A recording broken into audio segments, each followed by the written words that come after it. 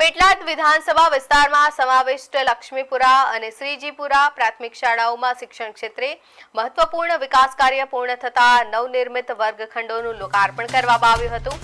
અંદાજે 80 લાખ રૂપિયાના ખર્ચે નિર્માણ પામેલા કુલ 4 નવા વર્ગખંડો વિદ્યાર્થીઓને સમર્પિત કરવામાં આવ્યા હતા।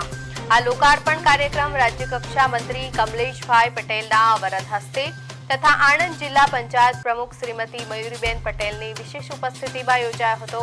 કાર્યક્રમ દરમિયાન ઉપસ્થિત મહાનુભાવોએ શિક્ષણના મહત્વ પર ભાર મૂકતા વિદ્યાર્થીઓને આધુનિક અને સુવિધાસભર શિક્ષણ માહોલ પૂરો પાડવા સરકારની પ્રતિબદ્ધતા વ્યક્ત કરી હતી। આ પ્રસંગે જિલ્લા પંચાયત સભ્ય જગદીશભાઈ વણકર, તાલુકા પંચાયત પ્રમુખ રણજીતસિંહ પરમાર, સંગઠન મહામંત્રી અલ્પેશભાઈ પટેલ, હિતેન્દ્રસિંહ પરમાર સહિત તાલુકા પંચાયતના સભ્યો અને કાર્યકરો ઉપસ્થિત રહ્યા હતા।